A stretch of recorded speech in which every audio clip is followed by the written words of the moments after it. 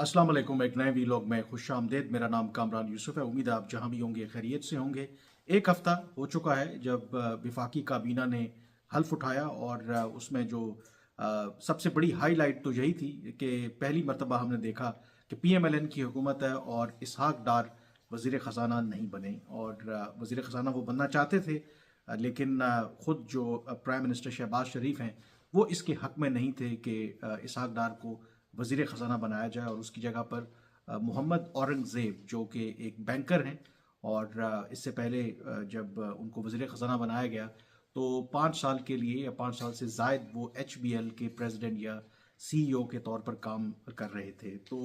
ये एक मुश्किल फ़ैसला था क्योंकि इसहाक डार साहब ना सिर्फ नून लीग के अंदर एक अहम उनके रहनुमा हैं, बल्कि शरीफ फैमिली के साथ उनकी रिश्तेदारी भी है और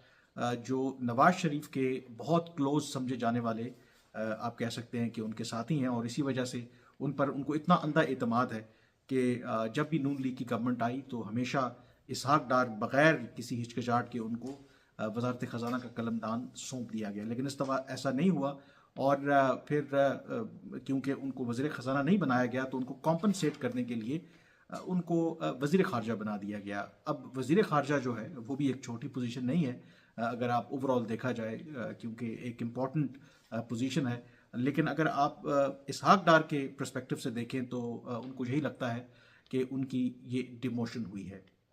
अब क्योंकि उन्होंने आप कह सकते हैं कि एक बोझल दिल के साथ इस नई रिस्पॉन्सिबिलिटी को एक्सेप्ट किया था। और इससे पहले भी मैंने वीडियो की थी कि जो उनका पहला इंटरेक्शन दफ्तर खारजा के अफसरान के साथ था तो उसमें उन्होंने खारजा पॉलिसी के ऊपर डिस्कशन करने के बजाय फोकस अपना मैशत के ऊपर ही रखा, क्योंकि वही उनका एक सब्जेक्ट था। दो कि अभी it's too early to say anything उनके ऊपर हम कोई जजमेंट पास करें, लेकिन बेस्ड ऑन जो एक हफ्ते का टाइम जो गुजरा है इसहाक डार साहब का बतौर वज़ीर ख़ारजा, तो उससे साफ नज़र आ रहा है कि अभी भी जो इसहाक डार साहब हैं वो पूरी तरह से इस पोजीशन को लेने के लिए तैयार नहीं है।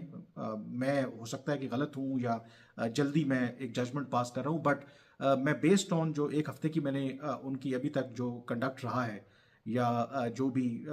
उनकी इंगेजमेंट्स रही हैं तो उससे साफ ज़ाहिर होता है कि काफ़ी एक तो वो स्लो स्टार्ट ले रहे हैं और दूसरा आम तौर पर किसी को भी जब वजारत मिलती है, नहीं आपको वजारत मिले और वजारत खारजा जैसी अहम जो वजारत आपके पास हो तो आप अदरवाइज़ बड़े एक्टिव होते हैं, एक्साइटेड होते हैं। लेकिन इसहाक डार के केस में ऐसा कुछ नहीं है। तो गुज़श्ता 7 दिनों में अगर हम देखें जो इंगेजमेंट रही इसहाक डार साहब की, एक तो हल्फ लेने के बाद वो वजारत खारजा आए, फ़ॉरेन सेक्रेटरी ने उनका इस्तकबाल किया। फिर एज़ यूजुअल जो एक रिवायत है वहाँ पर उनको ब्रीफिंग दी गई जो मुख्तलिफ पाकिस्तान की फ़ॉरेन पॉलिसी के चैलेंजेस हैं। जो डिफरेंट एडिशनल सेक्रेटरीज थे उन्होंने अपने अपने एरियाज़ के हवाले से नए वज़ीर ख़ारजा को अपडेट किया। हमारे जो ताल्लुकात की नौइयत है वो अमरीका हो, चीन हो, खलीजी ममालिक हो, अफ़गानिस्तान, ईरान, भारत, इन तमाम ममालिक के हवाले से उन्होंने अपडेट किया। और फिर इसहाक डार साहब ने भी अपने ख़यालात का इजहार किया, जिसमें मैं पहले भी ये वीडियो कर चुका हूँ कि तमाम तर तवज्जो उन्होंने पाकिस्तान के जो मुआशी मसाइल हैं उसके ऊपर मरकूज़ रखी कि कैसे पाकिस्तान को जो कर्ज़ों का एक जो बोझ का सामना है, एक डेट का क्राइसिस है, दूसरी तरफ जो ट्विन डेफिसिट और बहुत से जो मल्टीपल प्रॉब्लम्स जो हमें फेस करना पड़ रहे हैं। तो इस तनाजुर में उन्होंने फ़ॉरेन ऑफिस से कहा कि वो अपना रोल प्ले करें कि पाकिस्तान को इस मुआशी मुश्किलात से निकाला जाए और उसके लिए जो पाकिस्तान के डिप्लोमेटिक मिशंस हैं पूरी दुनिया में, उनको एक तो जो गैर मुल्की सरमायाकारी है उसको पाकिस्तान में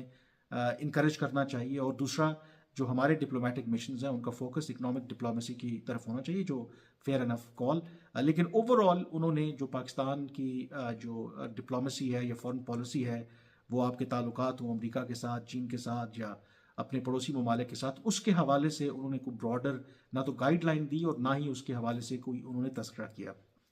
अब ये तो ऑब्वियसली क्योंकि उनका पहला दिन था और जब आपको एक नई असाइनमेंट मिलती है तो इट टेक्स टाइम कि आप थोड़ा सेटल डाउन हो। लेकिन उसके बाद भी जो उनका कंडक्ट रहा कि 7 दिनों में अगर आप देखें तो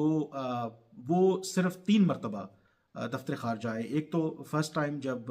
वो वज़ीर खारजा बने और उनको जो ब्रीफिंग दी गई, उसके बाद अगले रोज़ जो मुझे ज़राए ने बताया कि सिर्फ 5 मिनट के लिए वो फ़ॉरेन ऑफिस तशरीफ़ लाए थे, उसके अगले रोज़ नहीं आए। फिर एक दिन वो तशरीफ़ ज़रूर लाए लेकिन कोई खारजा पॉलिसी के हवाले से उन्होंने वहाँ पर कोई मीटिंग चेयर नहीं की या कोई डिस्कशन नहीं की। इनफैक्ट वो एक जो स्टेयरिंग कमेटी बनी हुई है कि पाकिस्तान के जो इंटरनेशनल एयरपोर्ट्स हैं उनको आउटसोर्स करना है, उसके हवाले से उन्होंने एहसन इकबाल साहब के साथ मिलकर दफ्तर खारजा के अंदर ही एक मीटिंग चेयर की, जिसका फॉरेन पॉलिसी से ऑफ कोर्स कोई ताल्लुक नहीं था। तो वो भी जो मीटिंग उन्होंने चेयर की, अगेन कुछ लोगों का ख्याल है कि एक बात इससे अंदाज़ा होता है कि जब आप ज़ाहिर है कि एयरपोर्ट को आउटसोर्स करने की बात कर लिए तो प्योरली अगेन ये इकोनॉमिक इश्यूज़ हैं या ये वो मैटर्स हैं जो आपके फाइनेंस मिनिस्टर हैं या जो दूसरे रेलिवेंट इदारे हैं उनको देखना चाहिए। लेकिन बतौर वज़ीर ख़ारजा के, क्योंकि वो उस स्टीयरिंग कमेटी के चेयरमैन हैं, तो इसलिए उन्होंने वो मीटिंग चेयर की। तो कहीं ना कहीं कुछ मुबसरीन का ख्याल है कि इसहाक डार साहब वज़ीर ख़जाना तो नहीं है, लेकिन वो अपनी रेलेवेंस के लिए कभी कोई इस तरह की जो कमेटी की मीटिंग्स हैं उनको चेयर करके अपने आप को रेलेवेंट साबित करना चाहते हैं। तो उसके अलावा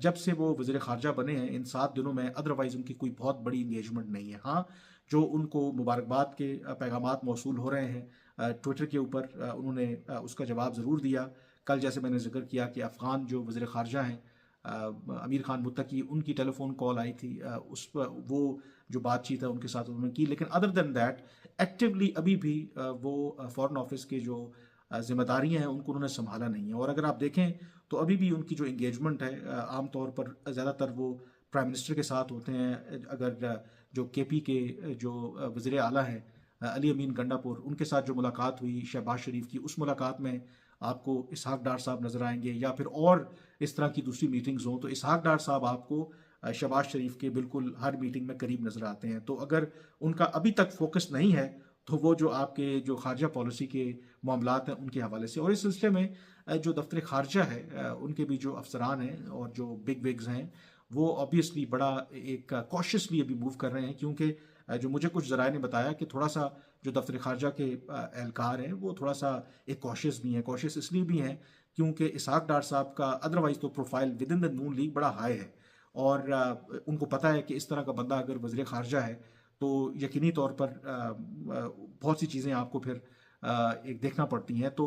जो दफ्तर खारजा है या जो उनके हुकाम हैं वो भी बड़ा आप कह सकते हैं कि अभी मोहतात हैं, और वो ऑब्ज़र्व कर रहे हैं कि पता चलेगा कि क्या कितना दिलचस्पी लेते हैं इसहाक डार साहब जो पाकिस्तान की फॉरेन पॉलिसी है, जो दफ्तर खारजा के जो इश्यूज़ हैं, जो चैलेंजेस हैं। क्योंकि अभी तक के जो एक हफ्ते का पीरियड अगर आप देखें, मैं अगेन कहूँगा कि ये अर्ली है कि जज करना कि क्या वाकई ही वो इंटरेस्ट नहीं ले रहे, बट एक हफ्ते की जो उनकी परफॉर्मेंस है या उनका जो काम करने का तरीकाकार है, उससे तो यही जाहिर होता है कि इसहाक डार साहब उस तरीके से जैसे उनको इंटरेस्ट लेना चाहिए वो उस तरह का इंटरेस्ट ले नहीं रहे। अभी तक उस तरह से कोई इंथुजियाज़म जो एक्टिविटी है दफ्तर खारजा के अंदर हमें देखने को नहीं मिल रही। तो देखते हैं, और बहुत से लोगों का ये भी ख्याल है कि शायद या कुछ लोगों का ख्याल है कि इसहाक डार साहब कहीं ना कहीं अभी भी इस आस में हैं कि जो मौजूदा